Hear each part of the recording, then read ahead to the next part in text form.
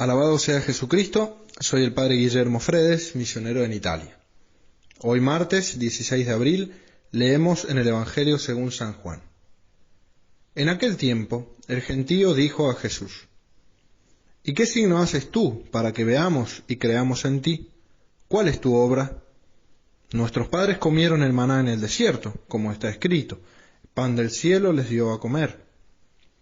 Jesús les replicó: en verdad os digo, no fue Moisés quien os dio el pan del cielo, sino que es mi Padre el que os da el verdadero pan del cielo, porque el pan de Dios es el que baja del cielo y da vida al mundo.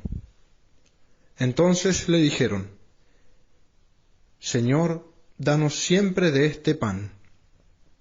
Jesús les contestó: Yo soy el pan de vida. El que viene a mí no tendrá hambre, y el que cree en mí nunca tendrá sed. Palabra del Señor. Gloria a ti, Señor Jesús. Queridos hermanos, esta semana estamos escuchando el relato del discurso del pan de vida, este pan que nos sacia completamente, este pan que es el mismo Jesucristo. ¿Qué otro ha dicho alguna vez tales palabras que dejan sin hambre? Como después dirá San Pedro, solo Jesucristo tiene palabras de vida eterna.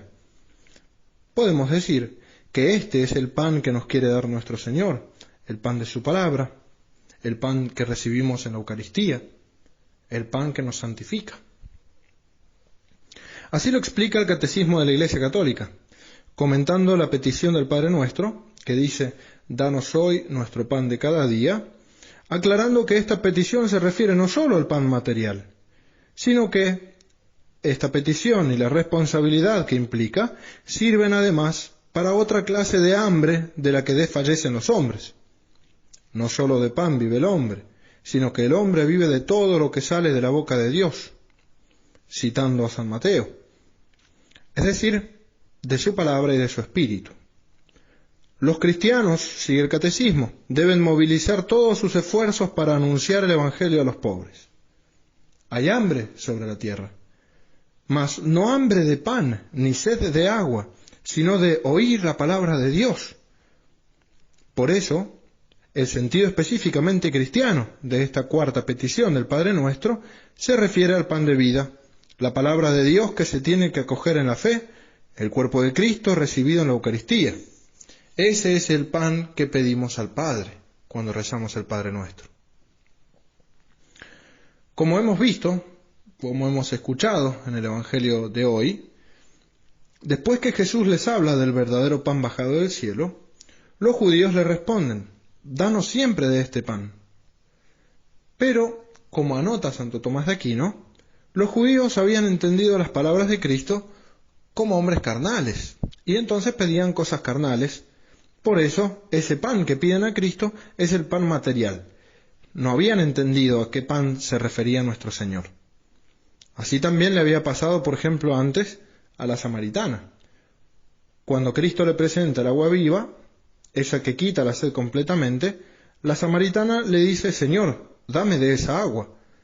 Pero no porque haya entendido el sentido verdadero de lo que le decía Jesús.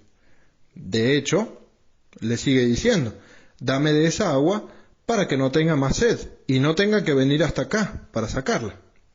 Había entendido materialmente la palabra de Jesús sobre el agua espiritual.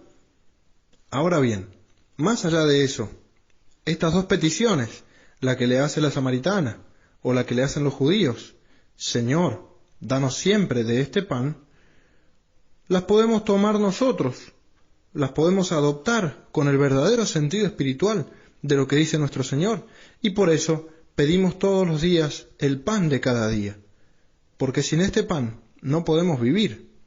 Por eso el mismo Jesús nos enseñó a pedir este pan. Y no solamente debemos pedirlo, más aún, debemos disponernos interiormente para recibirlo convenientemente, de modo tal que este pan produzca fruto en nosotros. Porque este pan no es como el pan material, que lo comemos y lo transformamos en nosotros, es decir, que se transforma en proteínas y otras sustancias, sino que este pan de vida nos cambia a nosotros en él. Si lo recibimos con las disposiciones convenientes, nos cambia en Él, nos transforma cada vez más en Cristo. Y en esto está la santidad. Como dice un autor, no seremos santos, sino en la medida en que vivamos la vida de Cristo. O quizá mejor, en la medida en que Cristo viva su vida en nosotros.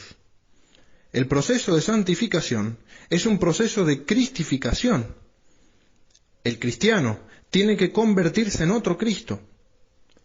Solamente cuando con toda exactitud y verdad podamos repetir aquello de San Pablo, ya no vivo yo, es Cristo quien vive en mí, podremos estar seguros de haber alcanzado la cumbre de la perfección cristiana. Por eso pedimos al Padre que nos dé este pan de cada día. Queridos hermanos, Cristo se da a conocer para que en Él creamos. Cristo se da a comer para que en Él nos saciemos. Cristo se nos comunica para que nos configuremos con Él y seamos santos.